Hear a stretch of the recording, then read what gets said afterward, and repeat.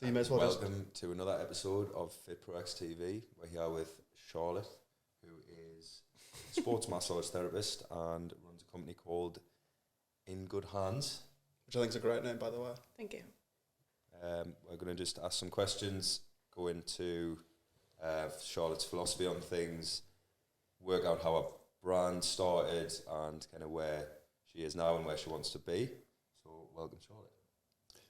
Yes, welcome. And, you know, this is, there's so many elements to the fitness industry. So we just want to speak to people who are, you know, in the fitness industry, but not necessarily in the personal training industry, because we are involved, obviously, with other courses and other parts of the fitness industry. So I think it's really interesting to hear, you know, the perspective of somebody who's working in the fitness industry, but not in the kind of stereotypical personal training side of the fitness industry, and just what the differences are from your perspective, obviously, like the challenges and things like that. So it's good to get somebody in who's doing that. So how have you been finding it so far? What we're going to do is we've got a real hot potato here, and we're just going to throw the hot potato to you and stick it on your toes. I think so you're transitioning. Hoping, like, that's my plan, but like, obviously I'm salaried at my full-time job, so it would have to go amazing for us to be able to drop that, you know what I mean? It is the industry I want to go into, but I can't determine yet, especially with it being January. It's quiet, people haven't got as much money, people are busy, so it's not a good month for us to make that decision. Just take that leap. So is it a case of you trying to build this up on the side, which, by the way, I think for people who are transitioning into any industry, but the fitness industry in particular, I would always advise people to keep their main source of income going and then build their secondary source of income in the fitness industry, something they probably enjoy doing more. And then once they've got enough to cover their overheads and be making money, then you can kind of make that decision. So is that where you're at the moment? Yeah, like, I live on my own, so obviously I've got all my bills are backed by me, so I can't take that income away to rely on an income where it's just building up at the minute. Yeah, but it is building up though. Yeah, it is. Yeah. I'm going to take it, obviously at the minute I'm doing full time because I've got the space until my job's back, and then I've got evenings and weekends. Yeah. Amazing. Step in. Anytime I go quiet, I might not 100% agree with what you're saying. Okay, yeah. No, you can. We're allowed to not agree. You know, well, look, you can jump in. Which bit do you not agree with?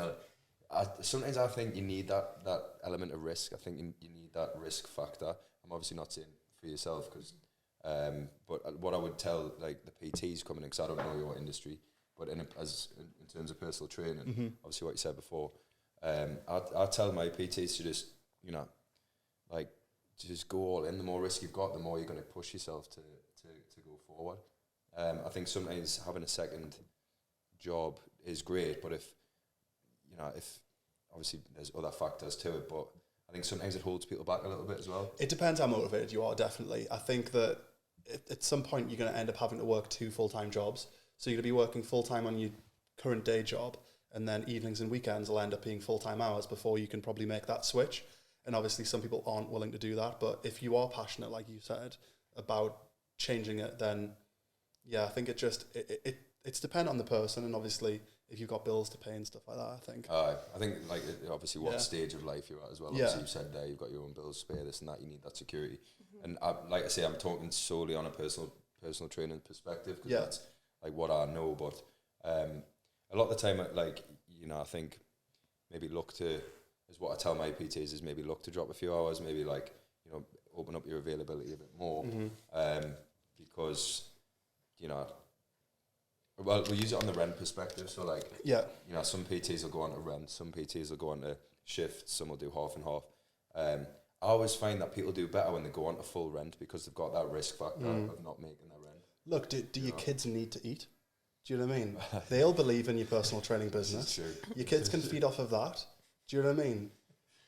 Just get them on the vending machine in the gym. Yeah, get them on the vending machine in the gym. And just, that's the best way to do. Just dive in head first and don't worry about your bills. I'm talking about risk. The government will pay your bills. The risk to... Do you know what I mean? Rishi Sunak wants to pay your bills. He's already said. Just pursue... down a tangent. No, I'm telling you. I'm telling you that you should... No, it's not. I'm telling you to pursue your career no matter what. I mean, I had a great valid point there about risk to reward. But, no, I do know what you mean. Sometimes if it's too comfortable. But anyway, so how long have you been doing sports massage for? Since mid-October. Okay, and why sports massage?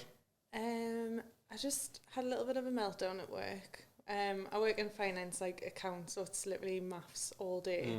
And I found I was working with people a lot older than us, didn't really talk at all at work, just a basic office job. And then obviously I was coming home, I was on my own, and I was like, this is driving us like insane. Like I need to socialise, I need to be around people. And then obviously I do CrossFit, I do boxing, I run, and I like speak to people there and just, you know, CrossFitters all just talk about CrossFit and stuff like that. But I felt like when I was there and talking about what we do, what interests, I was like more passionate in that industry.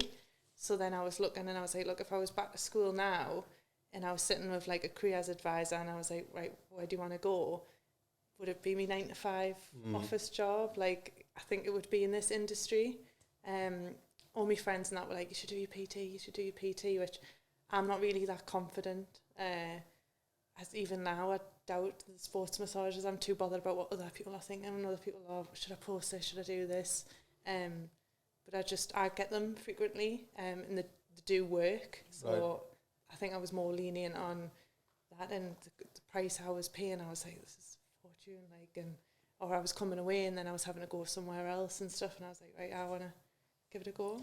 I guess you've got those connections as well through doing your CrossFit and the other things that you're doing. So you've got people who are looking for that sort of service already, people who you know personally who would be getting sports massage. So if you transition into that, whereas, you know, if you've got a lot of friends who are PTs, and if your friends are people who are, you know, at CrossFit and stuff like that, then they're less likely to go into like use you as a personal trainer. So I guess that's probably a good decision to go to something that's going to facilitate them rather than compete against them. I do think it would be hard setting up the business if I wasn't in that industry, just because like you've kind of got me clientele now. Like I've got post and pre-competitions, I'm friends with the PT, so then they've advised their clients to come and stuff like that. But I think if I was just doing it on my own without them, it's kind of poaching people and trying to get people to know who you are and stuff. I think it is a very referral heavy industry. You know, like we were saying on a previous podcast that it is a lot more who you know than kind of what you know. But as well, what you said, like feeling part of something is the reason kind of you stepped into it. Like I find that like it can be when you're working hand in hand with an industry. For example, if you're a personal trainer and you're going up against your friends who are personal trainers, you then sort of like divide yourself a little bit from that friendship group. Whereas what you've done is sort of use your network in a way that is going to bring you like closer to that person that's going to refer you. You know, like people in the industry are going to refer people to you because there's no like crossover whatsoever.